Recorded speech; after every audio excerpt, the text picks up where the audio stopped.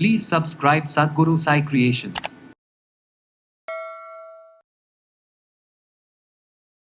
உயர் இரத்த அழுத்தம் இது எதனால் ஏற்படுது?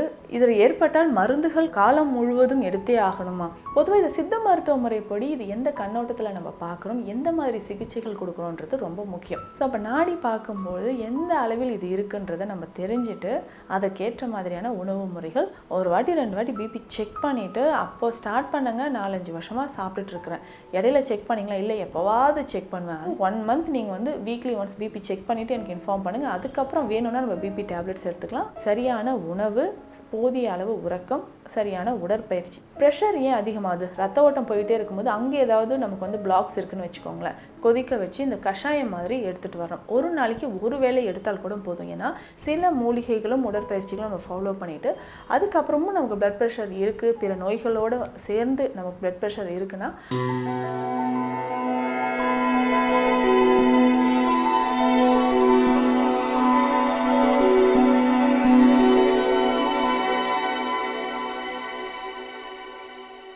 சத்குரு சாய் கிரியேஷன் வியூவர்ஸ் அனைவருக்கும் வணக்கம். நான் டாக்டர் நித்யா, சித்தா ஃபிசிஷியன்.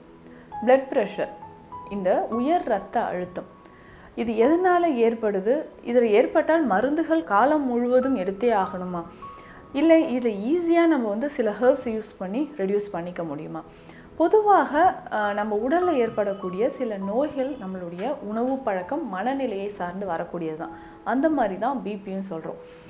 இது பொதுவாக நம்ம சொல்லுவோம், நம்ம ரொம்ப டென்ஷனில் இருக்கும்போது சொல்லுவாங்க, எனக்கு ஏன் இப்படி பிபி ஏற்றுறீங்க எல்லாரும் சேர்ந்து, இந்த பிரச்சனைனால எனக்கு பிபி ஏறி மண்டை வெடிச்சிடும் போல் இருக்குது அப்படின்னு சொல்லுவாங்க. நேச்சுரலாகவே நம்ம ரொம்ப அதிகமாக கோவத்திலோ இல்லை ரொம்ப டிப்ரெஷனில் இருக்கும்போதோ நம்ம உடலில் பிளட் ப்ரெஷர் அதிகமாகுதுன்னு சொல்லலாம். பிளட் ப்ரெஷர் அப்படின்னா நம்ம இதயத்திலிருந்து இதயம் வந்து சுருங்கி விரியும் போது வெளிவரக்கூடிய ரத்தம். இந்த ரத்தம் வந்து ஆர்ட்ரிஸ் வழியாக போகும்போது ஆர்ட்ரிஸோட வால்ஸில் ஏற்படக்கூடிய அழுத்தம் தான் நம்ம வந்து பிளட் ப்ரெஷர் அப்படின்னு சொல்கிறோம். இது வந்து சிஸ்டோலிக் ப்ரெஷர், டயஸ்டோலிக் ப்ரெஷர் அப்படின்னு சொல்லிட்டு நம்ம வகைப்படுத்தி அதன் மூலியமாக நம்ம உடல் ஆரோக்கியமாக இருக்கா அப்படின்றத நம்ம தெரிஞ்சுக்கணும். பொதுவாக இது சித்த மருத்துவ முறைப்படி இது எந்த கண்ணோட்டத்தில் நம்ம பார்க்குறோம், எந்த மாதிரி சிகிச்சைகள் கொடுக்குறோன்றது ரொம்ப முக்கியம். ஏன்னா சித்த மருத்துவத்தை பொறுத்த வரைக்கும் பிளட் ப்ரெஷராக இருக்கட்டும், இல்லை சர்க்கரை நோயாக இருக்கட்டும், கொலஸ்ட்ரால், இது எல்லாமே நம்மளுடைய நேச்சுரலாக ஹெர்பல்ஸ் மற்றும் நம்மளுடைய உணவு முறைகள் மூலமே இதை நிச்சயமாக சரி பண்ணிக்க முடியும். அப்படி பார்க்கும்போது இது வந்து குருதி அழல் நோய் அப்படின்னு சொல்லுவோம். குருதி அழல் அப்படின்னு சொன்னால் நம்ம உடலில் இருக்கக்கூடிய 3 தாதுக்கள், வாதம், பித்தம், கபம். இந்த 3 தாதுக்கள் வந்து அதிகமானாலோ இல்லை குறைவானாலோ வரக்கூடிய நோய்களில் குருதி அழலும் ஒன்று. குருதி அழல்னாவே பித்ததோடம் அப்படின்னு சொல்லணும். அப்போது பித்தம் கேடடைந்து வரக்கூடியது. கேடடைந்துன்னா அதிகமானாலோ கம்மியானாலோ நமக்கு வரக்கூடிய ஒரு நோய் தான் இந்த பிபின்றதை நம்ம கொண்டு வரும். பொதுவாக நம்ம நாடியில் பார்க்கும்போது வாதம், பித்தம் இரண்டுமே மாறி மாறியோ இல்லை அதிகரிச்சோ குறைந்தோ, இதில் முக்கியமாக பித்த நாடி தன் நிலையிலிருந்து வாதத்தை விட ஓவர்டேக் பண்ணி மேலே வருதுன்னு வச்சுக்கோங்களேன். அந்த சமயத்தில் நமக்கு பிபி அதிகமாக இருக்குன்றதை தெரிஞ்சுக்கலாம்.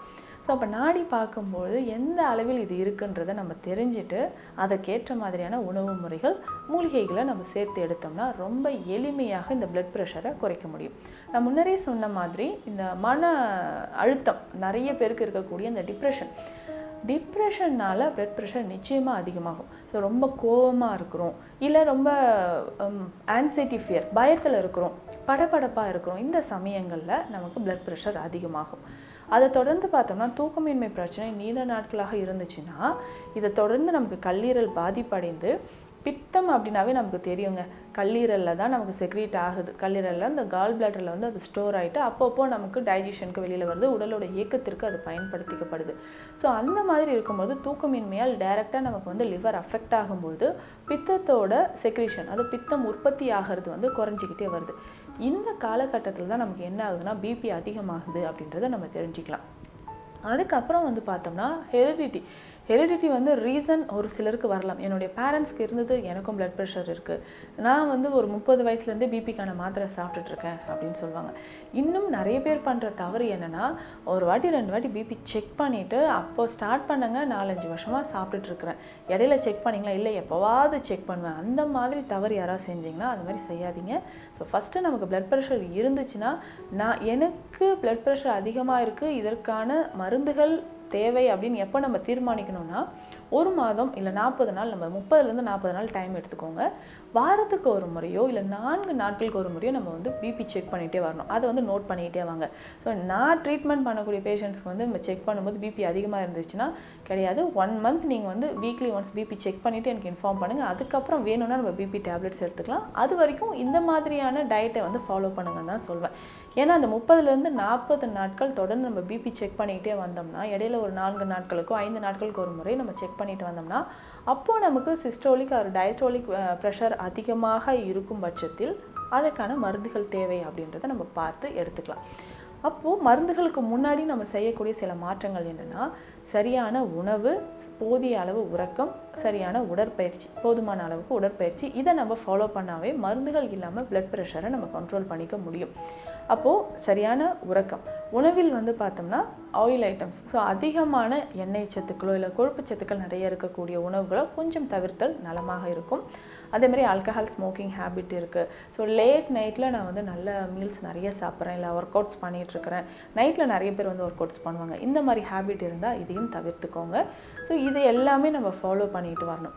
அதுக்கப்புறம் உணவில் நான் சொன்ன மாதிரி நிறைய நார்ச்சத்துக்கள், கொழுப்பை வந்து வெளியேற்றக்கூடிய சில மூலிகைகள், நம்ம வீட்டிலே இருக்கக்கூடிய மூலிகைகளை நம்ம சாப்பிட்டுட்டு அது மாதிரி ஃபாலோ பண்ணிவிட்டு 30 நாட்களுக்கு அப்புறம் மருந்து தேவை என்றால் அதை நம்ம எடுத்துக்கலாம்.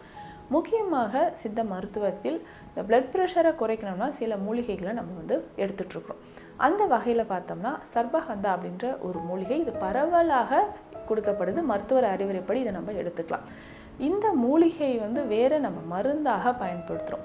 இதனோட பார்த்தோம்னா அந்த பிபி பித்த சமனின்னு சொல்லக்கூடிய மூலிகைகள், பிபியை வந்து கண்ட்ரோலில் வச்சுக்கக்கூடிய சில மூலிகைகளை சேர்த்து தான் நம்ம கொடுத்துட்ருக்குறோம். அப்போ இந்த சர்பகந்தாவில் இதில் இருக்கக்கூடிய வந்து ரிசர்பைன், ஆல்கலாய்ட்ஸ், இது எல்லாமே நம்ம பாடியில், அதாவது இன்றைக்கு உலக அளவில் வலிப்பு சார்ந்த மருந்துகள் தயாரிக்கும் போதோ இல்லை பிளட் ப்ரெஷர் சார்ந்த மருந்துகள், நம்ம மனதில் ஏற்படக்கூடிய எண்ண ஓட்டங்கள், இந்த சிசோஃப்ரினியா மாதிரி உளப்பிழர்வு நோய்கள், இதில் எல்லாத்துக்குமே இந்த சர்பகந்தாலிருந்து மருந்துகள் தயாரிக்கப்படுது. இதை தான் நம்ம சித்த மருத்துவத்திலையும் பயன்படுத்திட்டு இருக்கிறோம். இதனோட முக்கியமாக சீரகம், கோஷ்டம், அக்ரஹாரம், அதிமதுரம், மிளகு, ஜடாமாஞ்சில், இந்த மாதிரியான மூலிகைகள் சேர்த்து அதை நம்ம பிபிக்கான மருந்தாக நம்ம கொடுத்துட்ருக்குறோம். இந்த மாதிரி எடுக்கும்போது சர்பகந்தா பேஸ்டு மெடிசன் எடுக்கும்போது நிச்சயமாக பிளட் ப்ரெஷர் வந்து கண்ட்ரோலுக்கு வருதுன்னு சொல்லலாம். அடுத்து முக்கியமாக நமக்கே தெரியும் ஒரு மூலிகை, சித்த மருத்துவத்தில் இருக்கக்கூடிய முக்கியமான ஒரு மூலிகைன்னு பார்த்தோம்னா நெல்லிக்கனி. இந்த நெல்லிக்காய் வந்து ஒரு முக்கிய பித்த சமனி மூலிகை. அதே மாதிரி தான் மஞ்சள், அதுக்கப்புறம் எலுமிச்சை, இது எல்லாமே முதல்ல நமக்கு வந்து பித்தத்தை குறைக்கக்கூடிய மூலிகைகள் சொல்லலாம். இந்த நெல்லிக்காய் பவுடரை மட்டுமே சாப்பிட்டுட்டு வந்தோம்னாவே நமக்கு உடலில் இருக்கக்கூடிய அந்த பிளட் ப்ரெஷரோட லெவல் குறைய ஆரம்பிக்குதுன்னு சொல்லலாம். இந்த நெல்லிக்காய் பவுடர் வந்து நெல்லி முள்ளின்னு சொல்கிறோம், உலர்ந்த நெல்லிக்காயை நெல்லி முள்ளின்னு சொல்லுவோம். இந்த நெல்லி முள்ளியை நம்ம பவுடர் ஃபார்மில் எடுத்துகிட்டு வந்தோம்னா வெந்நீரில் கலந்து தொடர்ந்து நம்ம காலை இரவு 2 வேளையும் உணவுக்கு முன் நம்ம சாப்பிட்டுட்டு வந்தோம்னா 5 கிராம் அளவுக்கு வெறும் நெல்லிக்காய் பவுடர் மட்டும் நம்ம சாப்பிட்டுட்டு வந்தோம்னா உடலில் இருக்கக்கூடிய அந்த கொழுப்புகள் கரைய ஆரம்பிக்கும், ரத்த நாளங்கள் வந்து விரிவடைஞ்சு அந்த ரத்த ஓட்டம் அப்படின்றது சீராக இருக்கும். அதே மாதிரி லிவரில் இருக்கக்கூடிய டாக்ஸின்ஸும் எலிமினேட் ஆகி இதனால் வந்து ஒரு பிளட் ப்ரெஷர் வந்து கண்ட்ரோலுக்கு வருது அப்படின்னு சொல்லலாம். அதுக்கப்புறம் முக்கியமாக பார்த்தோம்னா சடாமாஞ்சில். இந்த சடாமாஞ்சிலோட பணி முக்கியமாக என்னென்னா, நமக்கு பிளட் ப்ரெஷர் ஏன் அதிகமாகுது, ரத்த ஓட்டம் போயிட்டே இருக்கும்போது அங்கே ஏதாவது நமக்கு வந்து பிளாக்ஸ் இருக்குதுன்னு வச்சுக்கோங்களேன். ஸோ அதை வந்து கரைக்கக்கூடிய ஆற்றல் இந்த சடாமாஞ்சில்ன்ற மூலிகைக்கு இருக்குது. இதை நம்ம கஷாயமாக வைத்து குடிக்கலாம். யாரெல்லாம் இதை எடுத்துக்கலாம் அப்படின்னா, ரொம்ப நாளாக எனக்கு வந்து பிளட் ப்ரெஷர் அதிகமாக இருக்குது, கொலஸ்ட்ராலோடு சேர்ந்து எனக்கு பிளட் ப்ரெஷர் இருக்குது அப்படின்னு சொல்லக்கூடிய நபர்கள் தாராளமாக இந்த சடாமஞ்சில் சூரணத்தை வாங்கி வெந்நீரில் கலந்தோ இந்த சடாமஞ்சில் கொஞ்சம் கொஞ்சமாக ஒரு 2 கிராம் அளவுக்கு தண்ணியில் போட்டு நல்லா கொதிக்க வச்சு அதை நம்ம குடிச்சிக்கிட்டே வரலாம். ஸோ இந்த மாதிரி நம்ம இந்த மூலிகைகள் எல்லாமே பயன்படுத்திட்டு வந்தோம்னா பிபி நாளடைவில் கட்டுக்குள் வரும். அடுத்து முக்கியமான ஒரு மூலிகை என்னென்னா அர்ஜுனா மரப்பட்டை. இந்த பட்டை இதயத்திற்கு வலிமை சேர்க்கக்கூடியது. அதை மருதம் பட்டையோடு சேர்த்து இந்த அர்ஜுனா மரப்பட்டையும் நம்ம பயன்படுத்தலாம். தனியாக இந்த அர்ஜுனா மரப்பட்டை பவுடரும் நமக்கு கிடைக்குது. இதை நம்ம எடுத்துகிட்டே வரும்போது எந்த ஃபார்மில் எடுக்கணும், இதையுமே கஷாய வடிவத்தில் தான் நம்ம எடுக்கணும்.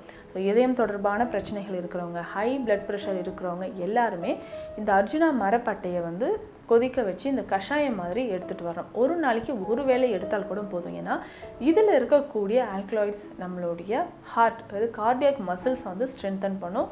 முக்கியமாக இருக்கக்கூடிய இன்டர்னல் ஆர்கன்ஸ் மற்றும் இந்த பிளட் வெசல்ஸில் இருக்கக்கூடிய அந்த கழிவுகளாக இருக்கட்டும், அதில் இருக்கக்கூடிய கட்டிகள், இது எல்லாமே கரைக்கிறதுக்கு இந்த அர்ஜுனா மரப்பட்டை ரொம்ப சிறந்ததுன்னு சொல்லலாம். இதையுமே நம்ம எடுத்துக்கலாம். அதுக்கப்புறம் நம்மளுடைய உணவில் பார்த்தோம்னா துளசி, கற்பூரவள்ளி இலைகள், சின்ன வெங்காயம், சின்ன வெங்காயத்தில் இருக்கக்கூடிய சத்துக்கள் பார்த்தோம்னா நிச்சயமாக அந்த பிளட் ப்ரெஷரை கண்ட்ரோல் பண்ணுறதுக்கும் கொலஸ்ட்ரால் எலிமினேட் பண்ணுறதுக்கும் ரொம்ப சிறந்ததுன்னு சொல்லலாம். சின்ன வெங்காயம் உணவில் சேர்த்துக்கணும்.